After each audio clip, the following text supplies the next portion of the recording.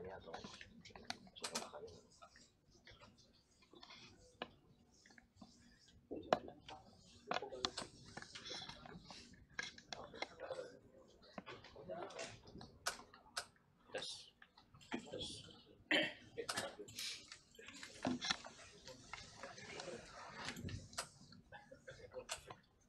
Bismillahirrahmanirrahim. Assalamualaikum warahmatullahi wabarakatuh. Alhamdulillahi wa kafa, asyhadu an la ilaha illallah, asyhadu anna Muhammadan abduhu wa rasuluhu al-mustafa wa ala alihi wa sahbihi wa mawala. Rabbi shrah li sadri wa yassir li amri wa hlul 'uqdatam min lisani yafqahu qawli. Qala ta'ala fi kitabihil karim, a'udzu billahi minasyaitonir rajim. Bismillahirrahmanirrahim. Laqad kana lakum fi rasulillahi uswatun hasanah liman kana yarjullaha wal yawmal akhir wa dzakarallaha katsiran. Hadirin dan hadirat para jamaah salat zuhur rahimakumullah, kita bersyukur kepada Allah Subhanahu wa taala di siang hari ini kita dipertemukan kembali setelah sebulan yang lalu ya. Dan sebagaimana diumumkan tadi, maksimal sampai jam 1 nanti kita akan melanjutkan kajian sirat sahabat, serial kehidupan para sahabat Nabi radhiyallahu anhum ajma'in. Dan hari ini kita akan teruskan kajian tentang sosok Al-Faruq ya, Umar bin Khattab radhiyallahu anhu. Pada pertemuan terakhir kita sudah bahas siapa itu Umar, dari kabilah mana dia berasal.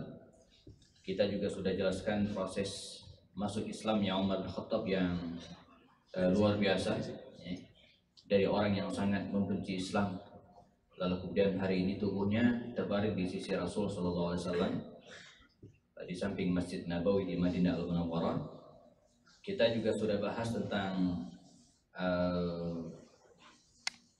periode Makkiyah ya, ketika Umar bin Khattab berada di Makkah Al-Mukarramah menemani Rasul SAW setelah dia masuk Islam. Nah, pada hari ini kita akan teruskan proses hijrahnya Umar ya. Hijrahnya Umar, lalu kemudian tiba di Madinah dan seterusnya ya.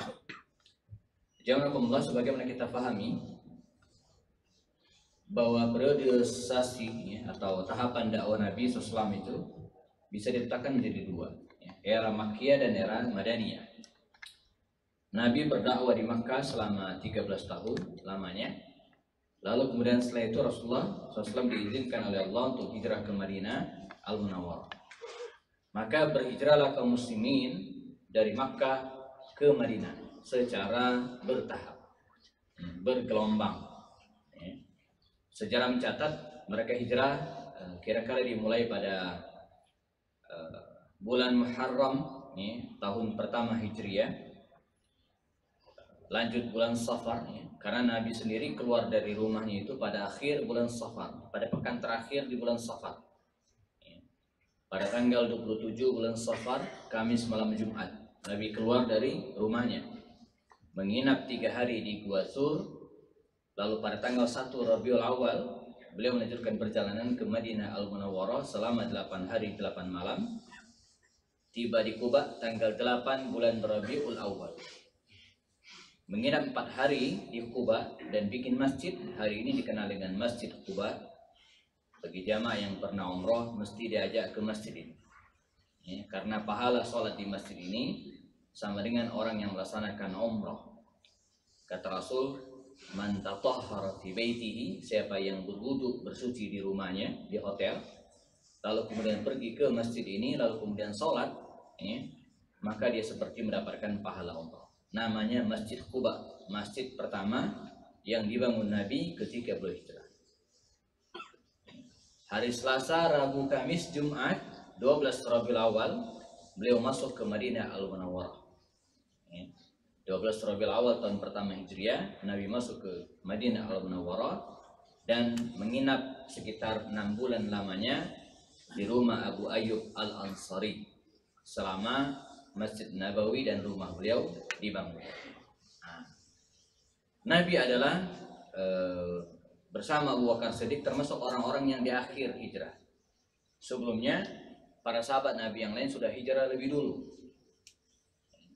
Dan ini bagian dari strategi Rasulullah SAW, bahwa sebelumnya sudah ada orang-orang Ansor Madinah yang sudah masuk Islam, 6 orang, 12 orang, 72 orang, ya, dan sebagian kaum muslimin juga sudah hijrah, termasuk Umar, secara bergelombang dengan kondisi mereka masing-masing.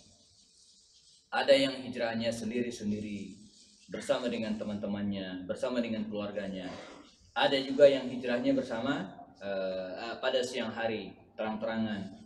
Ada juga yang umumnya ya hijrahnya secara sembunyi-sembunyi, ya, karena khawatir diketahui oleh keluarga mereka yang masih kafir dan pasti ditahan, tidak boleh hijrah. Nah, kalaulah sebagian besar sahabat Nabi hijrah secara sembunyi-sembunyi, diam-diam, nah, beda dengan Umar. Umar hijrah tidak secara sembunyi-sembunyi, tapi terang-terangan. Bagaimana riwayat menjelaskan ketika beliau akan hijrah, dikisahkan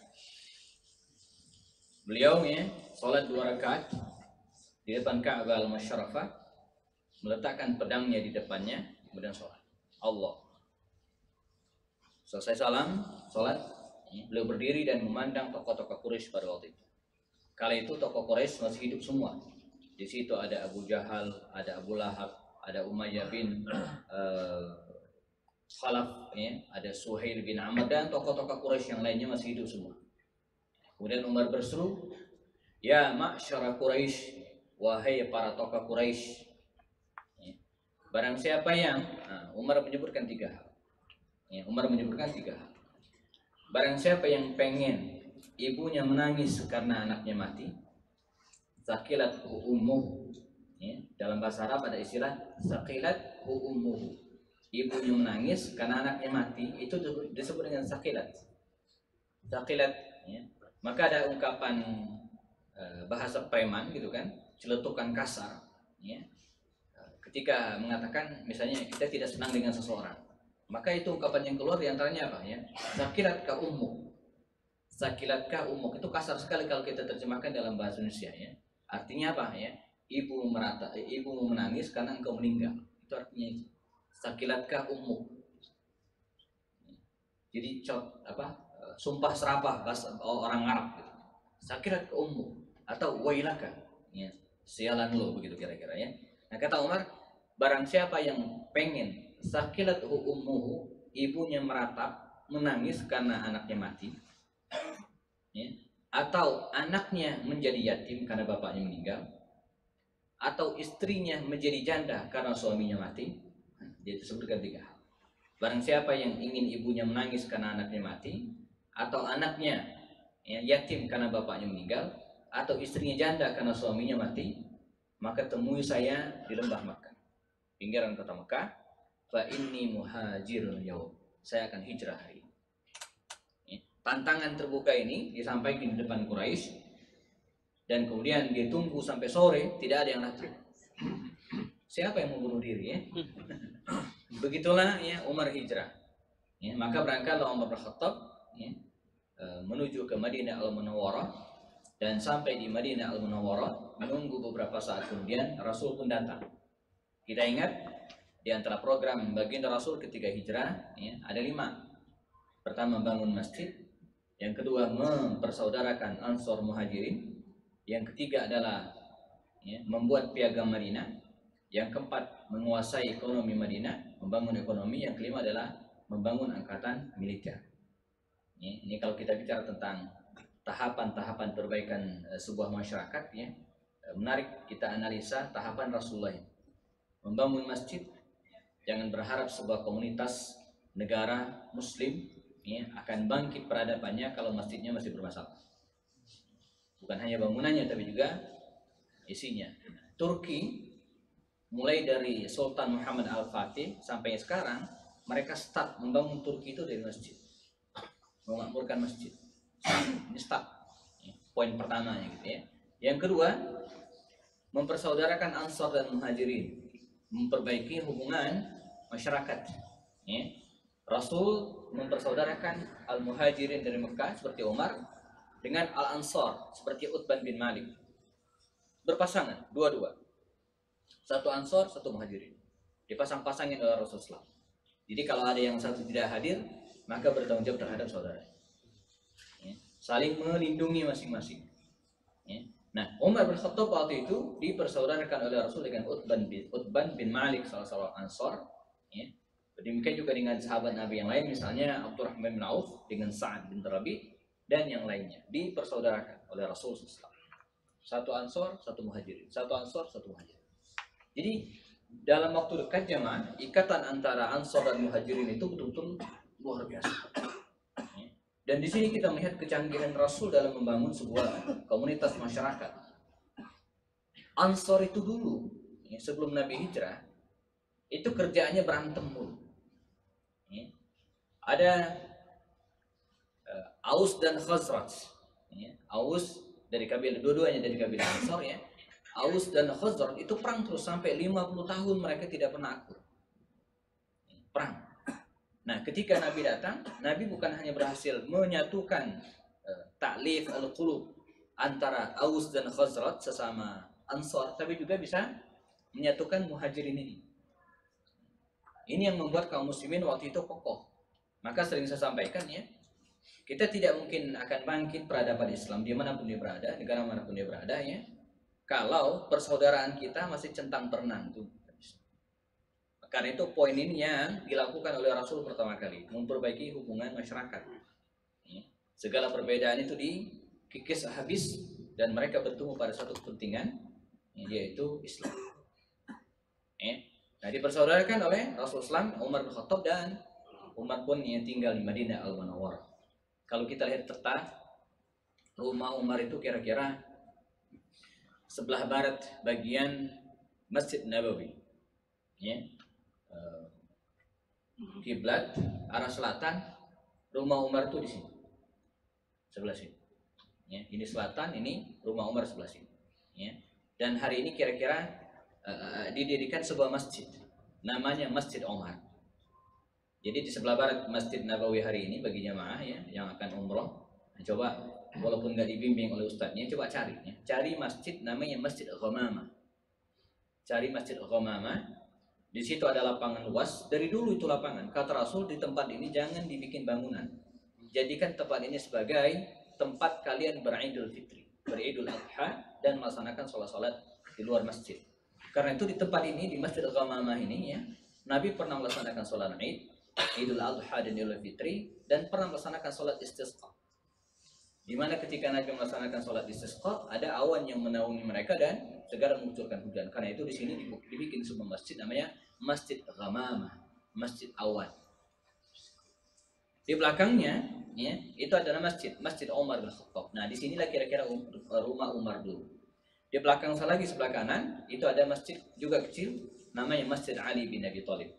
Rumah Ali bin Abi Thalib. Nah, dulu Umar dari sini, jangan Allah, dia ke masjid. Makanya di lurusan pintu 8 Masjid Nabawi itu ada bab, ada pintu. Tidak jauh dari perpustakaan Madinah Munawwarah ada tulisan Babu Umar, pintu Umar. Nah, kira-kira dari situlah Umar setiap kali dia rumahnya masuk ke Masjid Nabawi. Bab Umar, pintu Umar bin Khattab radhiyallahu. Tidak jauh dari Masjid Nabawi. Nah, dari sini kemudian Umar yang terus menyertai baginda Rasul, dimulai dari perang Badar. Ya. Ketika terjadi perang Badar, Umar ikut. Umar bin Khattab ikut, dan kita tahu sendiri ya, kisah tentang perang Badar antara kaum muslimin jumlahnya 313 orang melawan kafir Quraisy jumlahnya berapa? 1000 lebih, 1100 awalnya. Ya. 313 melawan ya, 1000 lebih kafir Quraisy. Dengan taktik dan strategi serta semangat dan pertolongan Allah, akhirnya kaum muslimin menang. 70 orang ditawan dari kafir Quraisy dan 70 orang terbunuh di antara mereka. Saya pernah ceritakan tata cara kaidah perang waktu itu. Ini belum ada aturan bakunya ya, dalam hal mengurus harta rampasan perang. Maka ketika perang usai, harta rampasan perang ditumpuk dan tawanan perang pun diikat. Belum ada perintah, ini tawanan perang diapain? Belum ada. Waktu itu berlaku hukum, siapa yang bisa menawan orang lain, maka itu menjadi miliknya. Jadi perang itu adalah perebutan harta kalau dulu. Makanya jagoan-jagoan itu kalau diajak ikut perang dia senangnya luar biasa. Karena dia akan mendapatkan harta rampasan perang juga. Nah, Islam datang tidak, ya. Islam datang ketika perang, usai peperangan harta ditumpuk. Lalu kemudian dibagi setelah perang Badar. Nah, perang Badar waktu itu belum ada aturan seperti itu. Karena itu Nabi meminta pendapat para sahabatnya. Ini tawanan 70 orang ini diapain nih? Belum ada, ya, perintah dari Allah dan tuntunan dari Allah SWT. Maka Nabi meminta pendapat kepada sebagian sahabatnya. Dimintalah pendapat Abu Bakar Siddiq, Abu Ubaidah bin Jarrah, dan beberapa sahabat Nabi yang lainnya. Ya. Kepada Abu Bakar Siddiq, Rasul bertanya, ya Abu Bakar, ya, menurut anda gimana nih, diapain? Kata Abu Bakar Siddiq, ya Rasulullah, ya, usul saya, orang-orang seperti ini kita bebaskan. Ya, jadi sikap rahim, sikap dermawan Abu Bakar itu sangat dominan. Tawanan ini kita bebaskan. Orang-orang kaya dari mereka kita bebaskan, tapi dengan tebusan. Ya, kan lumayan, begitu kira-kira. Ini yang ngomong pengusaha, Abu Bakar Siddiq. Lumayan untuk menunjang perekonomian kita di Madinah. Kira-kira demikian idenya. Ya. Adapun orang-orang yang tidak mampu, maka hendaklah mereka mengajari anak-anak Madinah atau orang-orang Madinah, kaum muslimin yang belum bisa membaca dan menulis. Ya. Jadi tawanan ini, ya, jika mereka tidak bisa menebus diri mereka sendiri, maka mereka mengajari membaca dan menulis anak-anak Madinah atau orang-orang Madinah yang belum bisa membaca dan menulis. Di sini kita melihat tentang penghargaan, ya, terhadap ilmu. Itu luar biasa. Ilmu itu bisa membebaskan seseorang dari perbudakan, dari tawanan perang. Demikian penghargaan Islam terhadap ilmu pengetahuan. Nah, Rasulullah SAW ya, bertanya juga kepada Umar. Nah, ini jawaban Umar. Kata Umar apa? Ya Rasulullah, di antara tawanan ini pasti ada dari kabilah Bani Hashim, dari keluarga Ali bin Abi Thalib. Serahkan ke Ali, dipersilakan Ali memenggal leher. Di antara mereka pasti ada keluarganya Abu Bakar Siddiq. Serahkan ke Abu Bakar Siddiq. Abu Bakar Siddiq yang menyelesaikan urusannya. Di antara tawanan ini ya, pasti ada keluarga saya dari Bani Adi. Kemarikan biar saya penggal kepalanya satu-satu. Jadi tanpa ampun. Itu pendapat Umar. Jadi beda sekali ya antara Abu Bakar Siddiq dan Umar bin Khattab. Nah, belakangan akhirnya Abu Bakar Rasulullah SAW ya, mengambil pendapat Abu Bakar Siddiq. Dibebaskan mereka satu-satu. Suhail bin Amr misalnya dibebaskan. Lalu kemudian ada beberapa tokoh yang lainnya dibebaskan ya, bagi mereka yang tidak terbunuh. Ya. Ada kisah menarik tentang Suhail bin Amr ini ya. Suhail bin Amr ini jamaah orator Quraisy, khatibu Quraisy. Dia sangat ahli dalam pidato dan bisa mempengaruhi banyak orang dengan kalimat-kalimatnya, dengan syair-syairnya ya. Dan dia sering sekali membuli, mengejek Rasulullah dulu. Ya. Kalau sekarang kita untuk mempublikasikan sebuah peristiwa ya, itu dengan media sosial hari ini. Nah dulu ya, sarana media mereka itu adalah syair.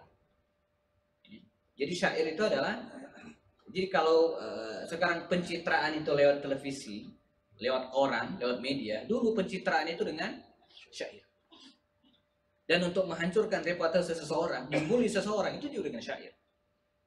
Kalau kan haternya sekarang dengan Facebook gitu ya, atau dengan WhatsApp dan sebagainya. Kalau dulu haternya itu dengan syair. Jadi orang kalau pengen dihancurkan reputasinya itu dengan syair, digubahlah syair-syair. Dan kebiasaan ini bahkan sampai terus ke sejarah Islam.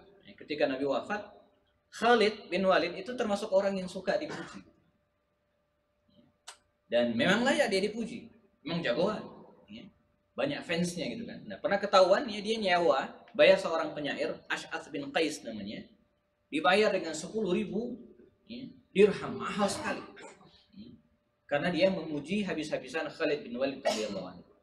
Gara-gara itulah kemudian Khalid akhirnya dipecat oleh Umar dari jabatan gubernur di Nasrin pada waktu itu. Nah, jadi Khatibu Quraisy ini, Suhail bin Amr ini, Khatibu Quraisy, ya, dia sering memaki-maki Rasulullah, membuli Rasulullah dengan syair-syairnya. Begitu ditawan, ketemu Umar. Kita sedang bicara tentang Umar, tentang tawanan Badar. Kata Umar. Suhail kata Umar. Ya, dulu di Makkah dia sering sekali ya mendengar syair-syair lantunan dari Suhail bin Amr ini.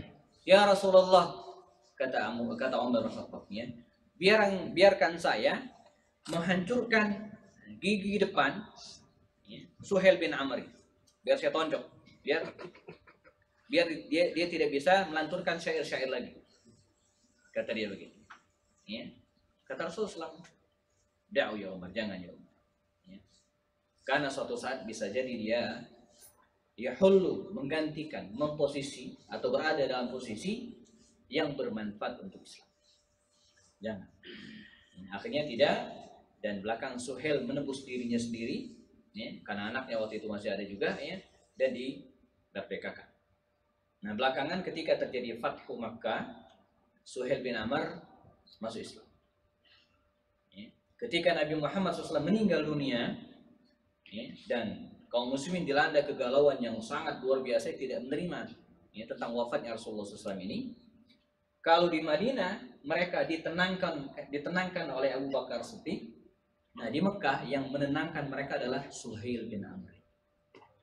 Dengan kalimat-kalimatnya, dengan syair-syairnya, dia menenangkan kaum muslimin agar tidak gelisah, agar tidak galau, agar tetap setia dengan Islam. Maka Umar bernyambung, suara ke Rasulullah, benar Rasulullah. Coba kalau dirontokin dulu giginya, nggak bisa lagi dia membela Islam. Jadi Umar ya, demikian sosoknya. Perang Badar ya, setahun kemudian ada perang Uhud, dia juga ikut perang Uhud. Bahkan ada kisah menarik ketika terjadi perang Uhud ini. Perang Uhud kan 3 babak. Babak pertama kaum muslimin menang. Babak kedua kaum muslimin babak belur. Babak ketiga kaum muslimin menang lagi.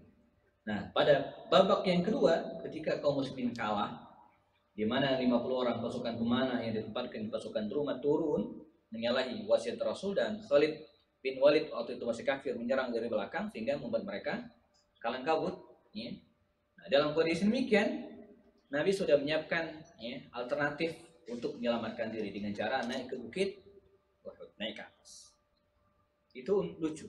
Begitu sudah naik semua dan orang-orang kafir Quraisy menganggap kaum muslimin sudah kalah, ya, dan dia menganggap bahwa Nabi sudah terbunuh. Ya, karena ada laporan Ibnu Qam'ah, ya, seorang kafir berhasil melemparkan tombaknya ya, dan menancap di leher Rasulullah. Demikian yang dilihat. Ya, sehingga dia berteriak, qataltu Muhammad, saya membunuh Muhammad. Qataltu Muhammad, saya bisa membunuh Muhammad.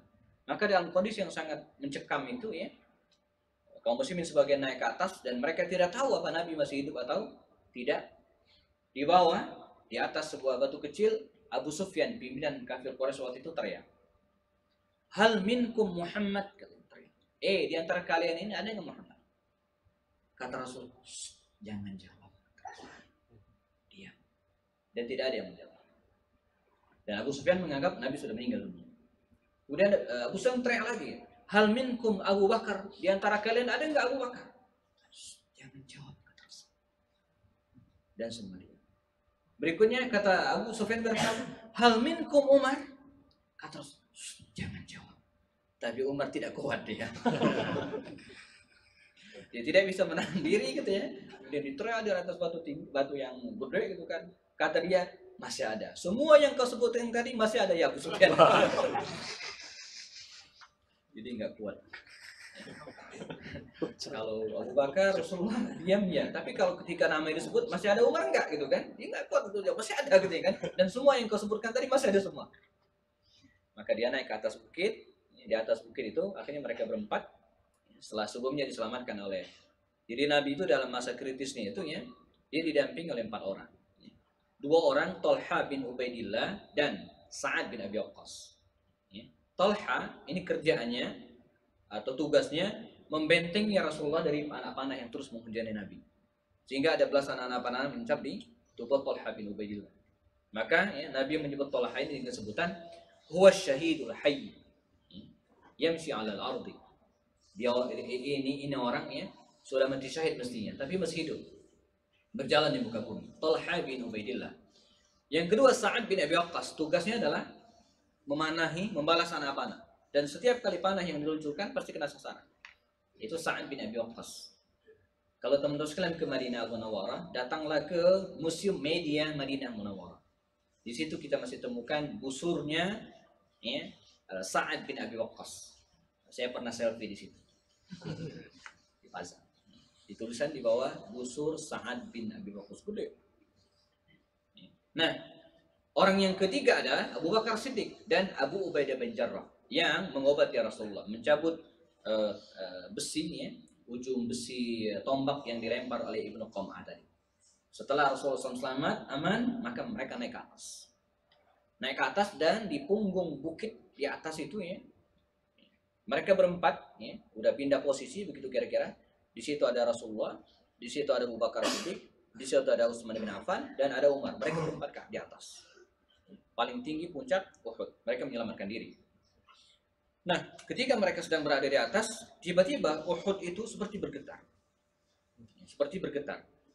Kata Rasul dalam riwayat Imam Muslim ya, dipukul oleh Rasul punggung Uhud itu. Kata Rasul, "Ya Uhud, wahai Uhud, usbut, diam. Fa inna 'alaika nabiyyan wa siddiqan wa syahidain." Wahai Uhud, diam. Karena di atas punggungmu ini ada 4 orang. Nabiyan, seorang nabi Rasulullah SAW. Siddiqan, seorang siddiq Abu Bakar Siddiq. Wa syahidain, dan 2 orang yang akan mati syahid. Utsman bin Affan atau Umar bin Khattab dan Utsman bin Affan. Nah, dari sini kemudian para ulama sepakat bahwa Umar bin Khattab dan Utsman ini meninggal dalam keadaan mati syahid. Umar meninggal syahid dibunuh oleh Abu Lu'lu' al-Fairuz ya, pada tanggal 23 bulan Zulhijjah tahun 23 Hijriah. Ya, ketika dimimpin sholat subuh ditusuk oleh Abu Lu'lu' al-Fairuz. 3 hari kemudian tanggal 26 bulan Zulhijjah tahun 23 Hijriah dia meninggal dunia syahid. Ya, ketika ditanya siapa yang membunuh saya, kata Umar, ya, maka Umar mengatakan dijawab oleh mereka, yang membunuhmu adalah Abu Lu'lu' al-Fairuz. Maka Umar mengatakan, alhamdulillahilladzi anja'alta qatli ala yadi ghairi muslimin lam yasjud laka abada. Segala puji bagi Allah yang telah menjadikan pembunuhku di tangan seorang laki-laki non muslim yang tidak pernah sujud kepadamu ya Allah. Namanya Abu Lu'lu' al-Fairuz. Utsman juga demikian, meninggal dalam keadaan syahid ya, dia akhir tanggal 8 di hari Tarwiyah ya, bulan Zulhijjah tahun 35 Hijriah, ketika dia sedang membaca Al-Quran surat Al-Kahf ya, hari itu ya, menanti sholat subuh berjamaah, para perusuh mendobrak rumahnya, menghancurkan lotengnya dan mengeroyok Umar, dan Umar pun syahid pada pagi hari, meninggal dunia ya. Nah, jadi Uhud menjadi pendamping setia Rasul dalam perang. Dalam perang-perang berikutnya juga demikian, ada perang Khandaq, perang Hudaybiyah ya. Perang Khandaq Umar juga ikut serta ya. Dalam perang Khandaq juga ada peristiwa menarik ketika parit digali ya, untuk menghalau 10.000 tentara masuk ke Madinah. Mereka menggunakan idenya Salman Al-Farisi ya. Bagian utara Madinah itu digali dengan parit, dan ini parit begitu digali tidak boleh ditinggalin ya. Sebab begitu digali, kalau tinggalin maka musuh bikin jembatan bisa masuk, maka harus dijagain, dan jagainnya itu harus 24 jam, nggak boleh tinggalin. Ada peristiwa menarik dalam keadaan genting yang luar biasa ya. Ini parit nggak boleh ditinggalin, mereka harus standby semua. Akibatnya mereka ya, tidak sempat melaksanakan beberapa sholat.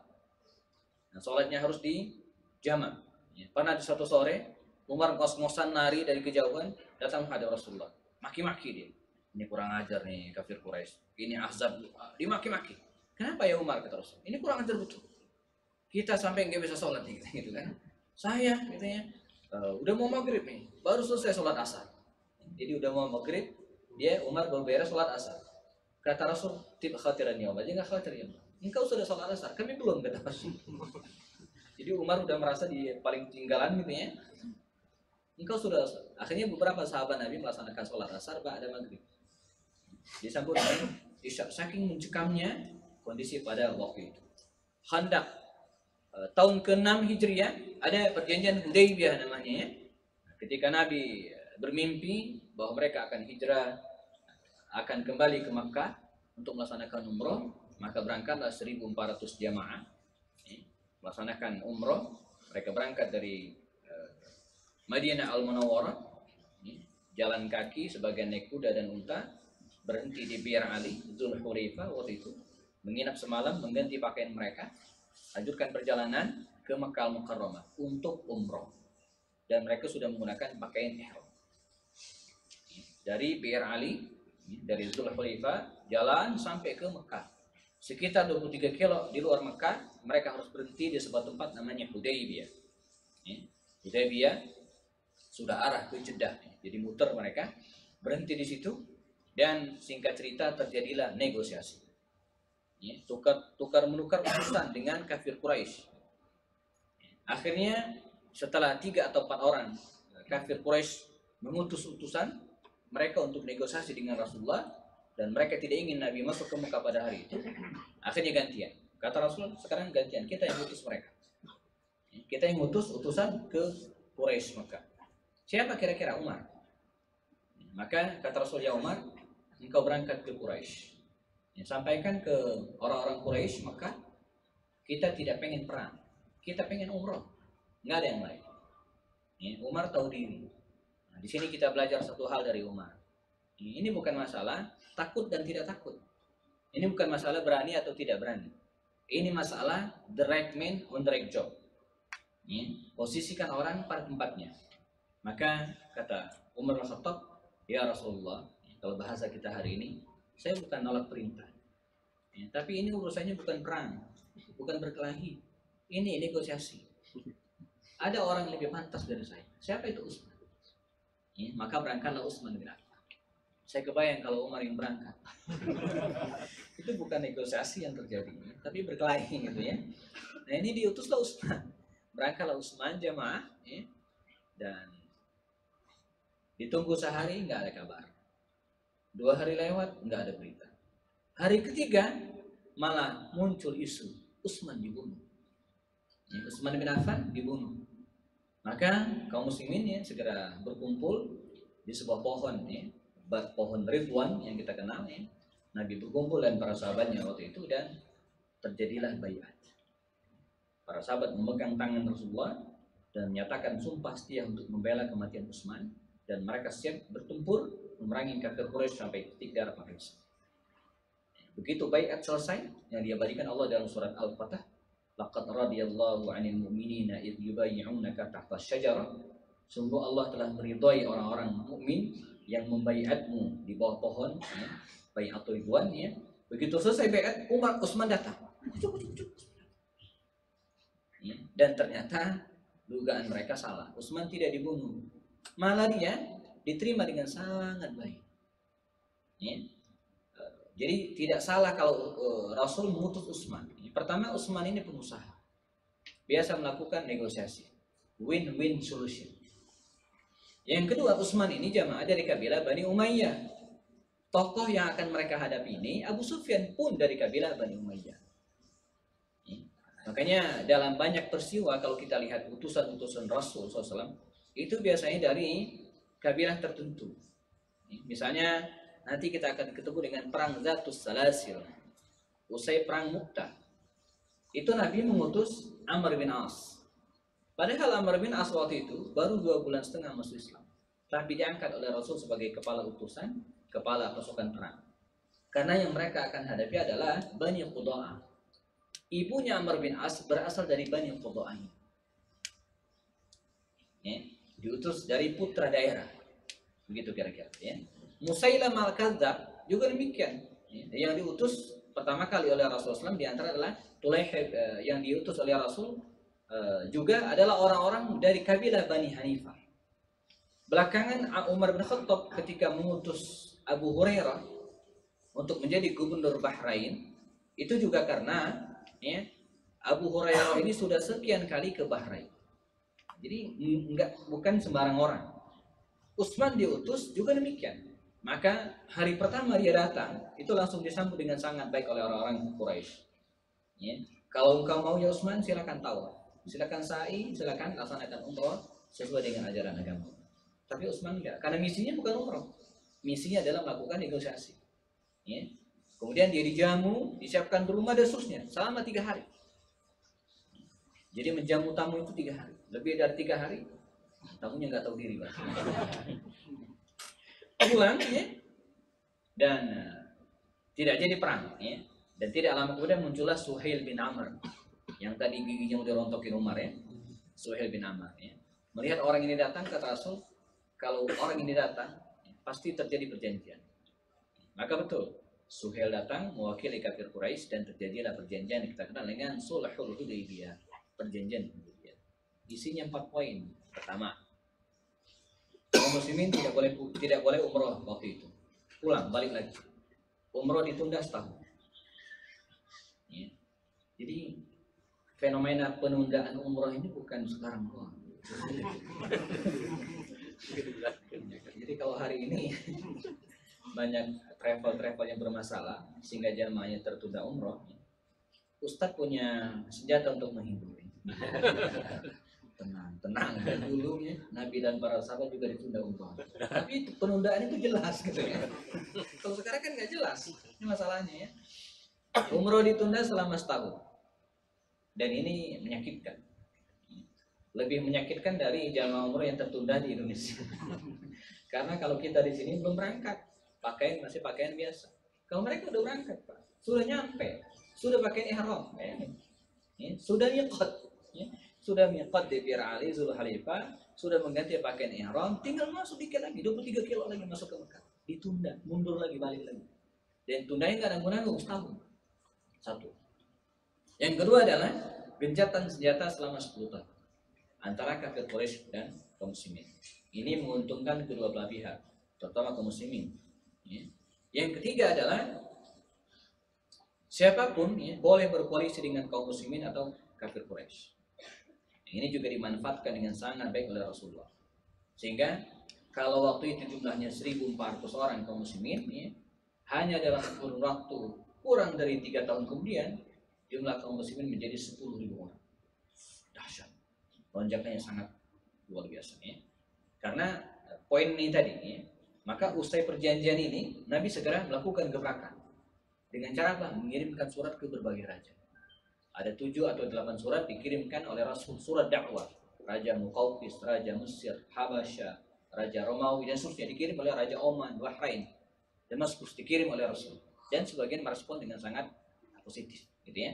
Yang keempat adalah kalau ada kaum muslimin atau orang Madinah yang nyasar ke Mekah, maka dia nggak boleh dibalikin, ditahan di Mekah. Tapi kalau ada orang Mekah yang nyasar ke Madinah, maka dia harus dibalikin ke Mekah. Sekilas ini curang, ya, tapi justru belakangan mereka minta klausul ini dicoret karena merugikan orang-orang Quraisy. Kok bisa? Ya? Jadi sekilas menguntungkan Quraisy. Jadi kalau ada kafir Quraisy nyasar atau ke Madinah, lari ke Madinah, maka harus dibalikin. Tapi kalau ada kaum muslimin orang Madinah ke Mekah, itu nggak boleh dibalikin, ditahan. Dan sekilas merugikan kaum muslimin ini. Tapi sebenarnya menguntungkan. Karena kalau ada kaum muslimin yang ke Mekah, itu nggak boleh dibalikin, dia tetap stay di Mekah. Nah mereka tinggal di Mekah, berdakwah. Dan banyak orang-orang Mekah yang masuk Islam. Dan sebaliknya, kaum muslimin yang di Mekah ya, kabur ke Madinah kan mesti dibalikin ke Mekah lagi mestinya. Ini dibalikin tapi nggak balik ke Mekah, dia dibikin komplotan tersendiri. Ada pimpinan namanya Abu Jandal, bukan Abu Janda, Abu Jandal. Anaknya Suhail bin Amr bin As tadi. Suhail bin Amr bukan bin As. Suhail bin Amr tadi anaknya. Jadi unik begitu tantangan selesai gitu kan. Tiba-tiba anaknya Suhail bin Amr tadi itu namanya Abu Jandal tadi nongol muncul ingin hijrah ke Madinah. Kata Suhail bin Amr, nah kita mulai penerapan hasil kesepakatan dari sini gitu kan. Anakku ini pengen melarikan Madinah sesuai klausul perjanjian, maka dia harus ditarik lagi ke Mekah. Dia balik ke Mekah memang, tapi setelah itu kabur. Ada sekitar dengan 70 komplotannya gitu kan, dia bikin komplotan tersendiri. Kerjanya apa? Ngerecokin kafilah dagang kafir Quraisy yang ingin pergi ke Syam. Direcokin sama dia, dirampas lah, diserang lah gitu kan. Akhirnya kafir Quraisy sudah, ini klausul ini coret aja, nyusahin kami. Itu cerdiknya Rasulullah. Ya. Adapun yang tiga, ya, menguntungkan Rasulullah. Ya. Mereka menunda setahun, ya, dan tahun berikutnya terjadi umroh. Umroh yang kedua yang dikenal dengan umroh qadha. Makanya Nabi itu hanya 4 kali umroh. Pertama umroh Hudaybiyah yang batal tadi itu. Yang kedua umroh pengganti setahun berikutnya, umroh qadha, 3 hari mereka berada di Mekah. Yang keempat adalah umroh Fathu Makkah atau dikenal juga dengan umroh Ji'ranah. Ya. Fathu Makkah, perang Hunain, nguber musuh ke Taif. Pulang dari Taif mereka miqat di Ji'ranah. Itu disebut dengan umroh Ji'ranah ketika terjadi Fathu Makkah. Yang terakhir adalah umroh haji wada. Jadi Nabi itu 4 kali umroh. Hudaybiyah, qadha, Ji'ranah, dan haji wada. Nah, begitu klausul ini ditantangani, di antara orang yang pertama kali tidak setuju, Umar. Ini merugikan, terutama klausul pertama. Sudah siap-siap tuh, bayangin ya, 6 tahun mereka meninggalkan Makkah. Tiba-tiba ada kesempatan untuk umroh. Senang luar biasa, nggak dibatalin. Setelah 6 tahun nunggu. Sampai Umar ini datang ke Abu Bakar Siddiq.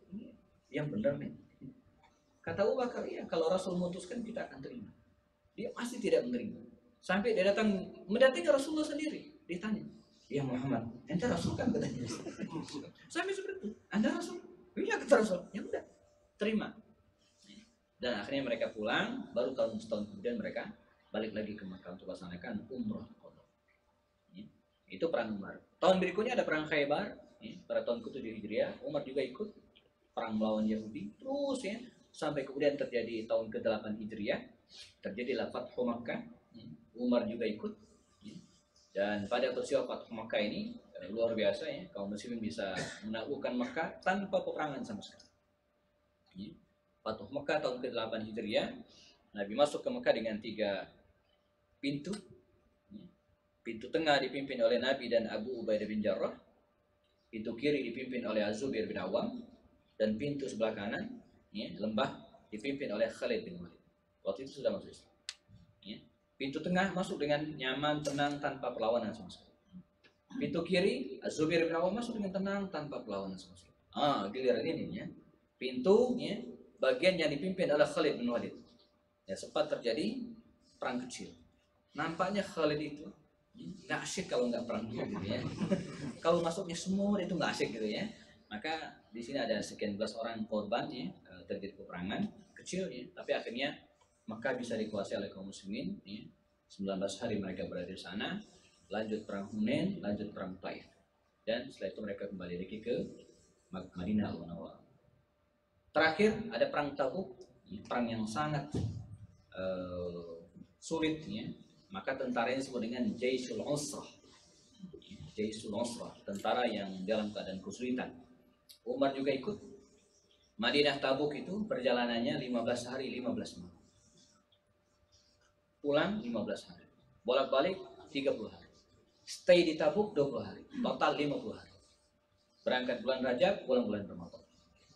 Ya, perjalanan yang sangat melelahkan, dan itulah perang terakhir ya, yang dipimpin dan diikuti oleh Rasul. Ya, karena pulang dari situ Rasul segera melaksanakan haji wada. 2 bulan setengah kemudian Nabi meninggal dunia. Ya, Nabi wafat, dan ketika Nabi meninggal dunia, ya, pernah kita bahas, agak telat Nabi itu dimakamkan. Nabi wafat pada hari Senin ya, dan dimakamkan Selasa malam. Ya, lebih dari 24 jam. Ya. Nah, ketika Nabi meninggal, agak telat dimakamkan karena 2 hal. Pertama, ini ada hubungan dengan kisah Umar, kita cut sampai di sini.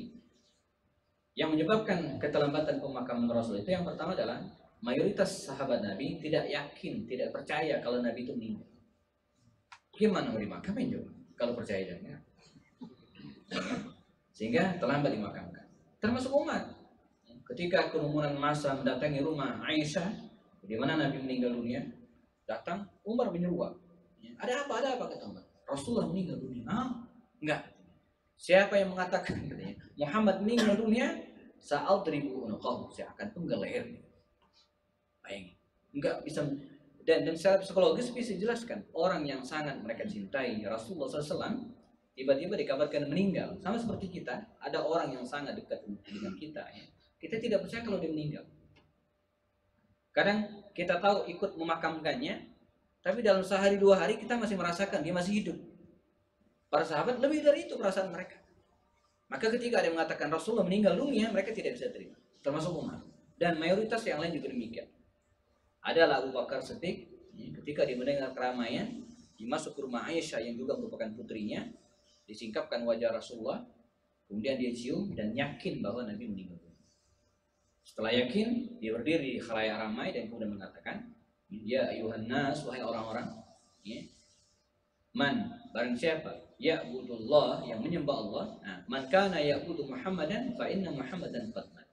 Siapa yang menyembah Muhammad, maka Muhammad telah meninggal dunia.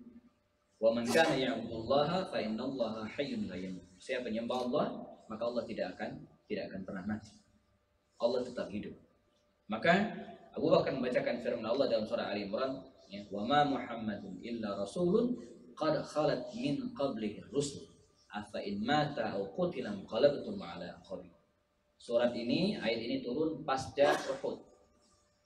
Ketika mereka kalah dalam perang Uhud, turun ayat ini, dibacakan lagi oleh Abu Bakar Siddiq. Wa ma Muhammadun illa rasul, tidaklah Muhammad itu kecuali rasul. Qad khalat min qablihi rusul, sebelumnya sudah banyak rasul-rasul dan mereka meninggal dunia semua. Qad khalat min qablihi rusul afa in mata, kalau dia meninggal dunia, au qutila, atau bahkan mungkin terbunuh, apakah kalian akan kembali kepada nenek moyang kalian lagi, agama nenek moyang kalian?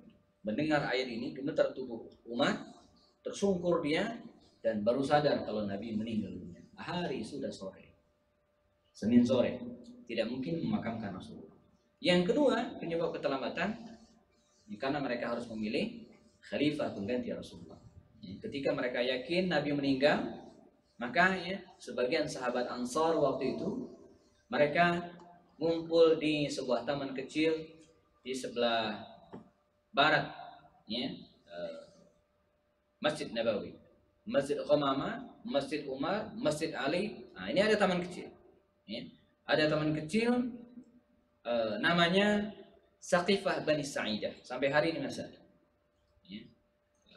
Para sahabat Ansar berkumpul di situ bersama dengan Sa'ad bin Ubadah, dan mereka hampir saja membaiat sahabat Ansar ini, Sa'ad bin Ubadah ini, sebagai pengganti Rasulullah. Kalaulah tidak didengar oleh kaum muslimin yang lain. Maka dikabarkanlah bahwa ketika mereka sedang mengurus jenazah Rasulullah dan yakin Nabi sudah meninggal dunia, dikabarkan bahwa ada sekelompok Ansar sedang bicara dan akan menentukan siapa pemimpin setelah Rasulullah.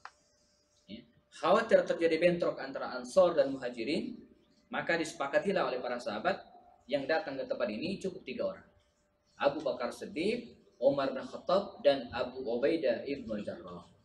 Maka 3 orang ini datang, sempat terjadi perang mulut antara Umar dan Khabbab bin Munzir waktu itu, dan hampir saja terjadi bentrok antara Ansar dan Muhajirin. Abu Bakar segera dengan suaranya yang lembut, dengan suaranya yang penuh dengan kebijakan, dia berdiri, ya ma'syarul Ansar, wahai kalangan Ansar, kalianlah orang yang pertama kali menolong kami Muhajirin, dan Allah menyebut kalian sebagai Ansar, para penolong. Janganlah kalian menjadi orang yang pertama kali melerai persaudaraan. Terus Abu Bakar dengan kata-kata yang lembut, ibarat siraman air yang menyejukkan semua orang pada waktu itu. Akhirnya angkat tanganlah Abu Bakar Siddiq, sekarang katanya kita konsentrasikan khalifah, pemimpin kita pada 2 orang.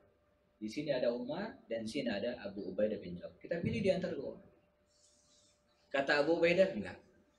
Yang pantas menggantikan Rasulullah bukan kami, tapi Anda ya Abu Bakar. Iya, kata Umar, Anda ya Abu Bakar. Maka dibaiat Abu Bakar. Di taman kecil itu, sampai sekarang itu taman masih ada. Namanya Taman Saqifah Bani Sa'idah. Jadi kalau kita duduk di situ asyik sekali. Ada kicau burung, dan emak-emak, ibu-ibu biasanya kalau umroh saya ajak ke sini. Begitu dia ajak ke sini, dikasih penjelasan ceramah singkat di tempat ini, ibu-ibu biasanya saja pulang. Ibu-ibu ya kita pulang selesai. Ustadz duluan aja deh, kami bisa pulang sendiri. Mengapa? Karena di hamparan di depan taman itu banyak pedagang kaki lima yang jual murah-murah, kan? Jadi ibu-ibu, Ustadz pulang sendiri ya duluan, nanti kami menyusul, gitu kan? Itu Taman Saqifah Bani Sa'idah, luar biasa, enak di situ sore-sore Nah disitulah Abu Bakar Siddiq dibaiat, lalu kemudian diaraklah dia ke Masjid Nabawi dan terjadilah baiat. Baru esoknya dilaksanakan proses pemandian Rasulullah dan dilaksanakan sholat. Mengapa sampai sore? pemakamannya karena sholatnya berganti. Nabi, ya, awalnya mereka bingung, ini Nabi mau dimakamkan di mana? Abu Bakar Siddiq pernah mendengar Nabi mengatakan, Al-Anbiya, ya, para Nabi itu dimakamkan di mana mereka meninggal. Ya, Nabi meninggal di sini, diangkatlah jenazahnya dan digalilah makam dan dimakamkan di situ. Dan disolatkan di situ. Rumah Aisyah itu sempit, maka berulang-ulang berkali-kali sampai sore baru selesai sholat jenazah Rasulullah, baru ya Selasa malam maghrib baru dimakamkan Rasulullah SAW. Dan bergantilah kekhalifahan ke tangan Abu Bakar Siddiq. Kita cut sampai di sini. Ya, pada pertemuan depan kita akan bahas tentang Umar di masa Abu Bakar Siddiq, di mana Umar menjadi pendamping setia Abu Bakar Siddiq dengan karakternya yang sangat berbeda. Ya, Abu Bakar yang santun, lembut, lunak, di sini ada Umar. Nanti kita akan melihat ada banyak pertentangan antara Umar dan Abu Bakar ketika mereka bersama. Tapi yang menarik adalah Umar, ketaatan seorang Umar kepada seorang Abu Bakar Siddiq. Nanti kita akan lihat kadang Umar yang menang, kadang Abu Bakar yang menang, bergantian. Beberapa pendapat mereka saling menangkan.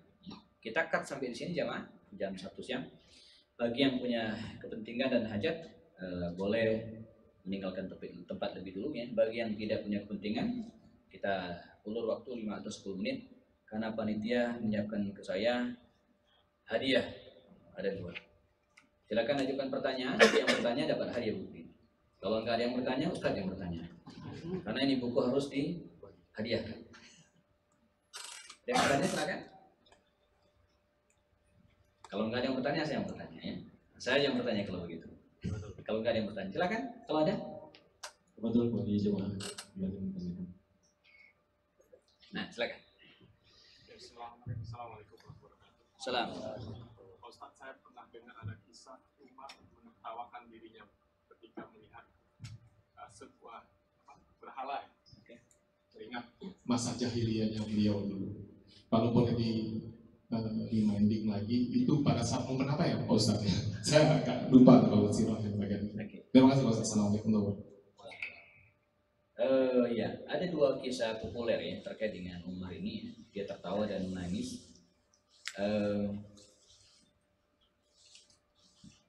Pertama ya, ketika Umar tertawa tadi disebutkan. Jadi di suatu saat ditemukan Umar itu tertawa, lalu kemudian dia menangis. Nah, dia tertawa karena mengingat masa lalunya. Saat dia, ini ketika dia sudah jadi khalifah. Setelah Abu Bakar meninggal, dia jadi khalifah. Bukan pada saat hijrah, bukan. Karena pada masa itulah dia sering banyak merenung ketika jadi khalifah ya. Dia menertawakan dirinya karena dulu dia pernah bikin patung berhala dari makanan. Lalu kemudian dia sembah, diberikan sesajen. Begitu lapar, itu patung dimakan lagi. Jadi pakai roti begitu kira-kira ya, kan bisa dikutuk. Dia tertawa. Nah, ini kisahnya sahih. Nah, lanjutannya ini yang enggak. Ketika Umar menangis, ketika dia teringat bahwa dirinya dulu pernah membunuh anaknya, ya, yang masih kecil ya, anak gadis masih kecil dibunuh oleh Umar. Ya.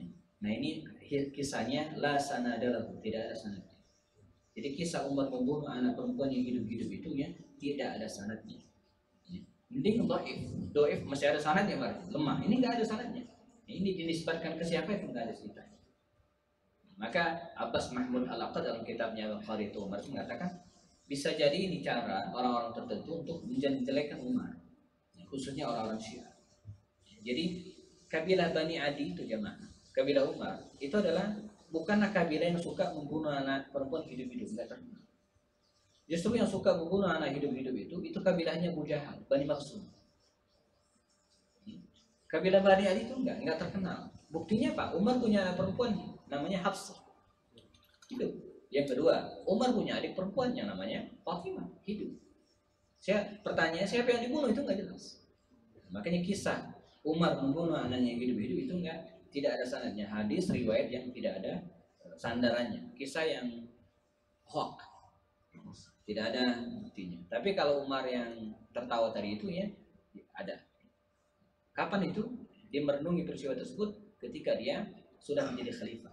Banyak kisah ketika jadi khalifah itu dia sering menangis, merenung ya. kadang juga membuat syair untuk abangnya ya, Zaid bin Khattab yang sudah meninggal. Maka di sini kan banyak ada bekas hitam, bekas dia sering menangis di kemalaman hari. Umar bin Khattab saking seringnya menangis, di sininya ada bekas hitam min kasratil buka, karena seringnya menangis sampai air matanya itu membekas di pipi. Wallah. Ada lagi? Satu lagi? Assalamualaikum warahmatullahi wabarakatuh. Assalamualaikum. Pernah dengar Ustaz, waktu Umar menjadi khalifah dalam suatu ceramah, dia meminta pasukannya bergerak ke kiri atau kanan ya. Nah itu kisah-kisah seperti itu kenapa nggak terjadi pada zaman masa Rasulullah ya, tapi pada zaman sahabat? Ya, jadi waktu itu ya pasukan kaum muslimin sedang menyerang pasukan Romawi. Panglima perangnya Musanna namanya. Musanna dikirim oleh Umar bin Khattab untuk berangkat ke medan perang. Dan pasukan Musanna ini ya terkepung oleh pasukan musuh dan mereka diapit oleh pegunungan, oleh bubukitan. Nah, Umar sedang khutbah waktu itu di Masjid Nabawi. Tiba-tiba dengan lantang Umar berteriak, "Ya Jabal, ya Jabal." Itu artinya pasukan naik ke bukit. Naik ke bukit, Jabal. Ya Jabal itu artinya ayo naik ke bukit, naik ke bukit. Nah, suara lantang Umar yang sedang berkhutbah di Masjid Nabawi ya, itu terus menggaung jauh gitu kan, sampai ke medan peperangan yang jaraknya mungkin bisa ratusan kilo, dan terdengar oleh Musanna. Dia mendengar kalimat Umar ini dan memerintahkan pasukan untuk naik ke atas bukit dan mereka selamat. Ini bagian dari karomah gitu kan. Jadi riwayatnya betul, dan para sahabat protes waktu itu. Ya Umar, kenapa enggak khutbah tiba-tiba teriak gitu kan? Dia lagi nyampein apa tiba-tiba teriak, pasukan naik ke gunung, naik ke gunung. Padahal dia sedang khutbah, sedang ceramah gitu kan. Ya Jabal, ya Jabal. Ini bagian dari karomah Umar ya. Dia seolah-olah melihat pasukan itu yang sedang dalam kesulitan, dan dia melihat peluang itu supaya bisa selamat naik ke atas gunung. Dan uniknya adalah seruan Umar itu diterima oleh, kalau sekarang enak pakai handphone gitu. Ini bagian dari karomah namanya. Ada banyak kisah-kisah seperti ini yang unik gitu ya. Jadi Umar itu orang yang sangat logis ya, orang yang sangat mengandalkan akalnya gitu kan. Tapi di satu sisi kadang kita temukan hal-hal yang unik yang tidak masuk akal, termasuk hal itu. Atau ketika dia mengirimkan surat ke Sungai Nil ya, Amr bin As, gubernur Mesir, mengirim surat ke Umar, "Ya Umar, ini ada masalah nih. Ada tradisi di Mesir, kalau air Sungai Nil ini kekeringan, maka penduduk Mesir mengorbankan wanita cantik, dilemparkan ke sungai ini agar Sungai Nil mengalir kembali. Dan ini nggak benar, mempersembahkan seorang wanita cantik. Apa yang dilakukan Umar? Ya, Umar bikin 2 surat. Satu surat kepada gubernur Amr bin As, satu lagi surat kepada Sungai Nil. Ya, kepada Sungai Nil Umar mengatakan, "Wahai Sungai Nil, engkau adalah makhluk Allah yang tidak akan mengalir dan berhenti kecuali atas izin Allah Subhanahu wa taala. Kalau engkau makhluk Allah, maka mengalirlah atas izin Allah SWT." Dan dilemparkan ke sungai, dan sejak saat itu tidak ada lagi persembahan wanita cantik sampai hari ini. Jadi dia ngirim surat ke Sungai Nil, dan sampai hari ini nggak ada lagi. Dan Sungai Nil mengalir seperti biasa. Itu kan nggak masuk akal, tapi dia lakukan hal-hal yang atau ketika dia mencium Hajar Aswad juga begitu kan, dibilang, "Wahai Hajar Aswad," katanya, "kalau saya tidak pernah melihat Nabi menciummu, saya tidak akan pernah menciummu." Mengapa dia mencium Hajar Aswad? Karena pernah melihat Nabi mencium Hajar Aswad. Kalau enggak, saya enggak akan mencium Hajar Aswad. Ini logis. Baik, kita cukupkan sementara. Kita ketemu lagi pada pertemuan insyaallah. Jazakumullah khairan. 2 penanya, silakan ke depan. Risalah nikah. Ini dari panitia ini ya. Silakan. Jangan dibagi. Kita cukupkan dengan kabar majlis. Subhanallah wa bihamdika, asyhadu an la ilaha illa anta, astaghfiruka.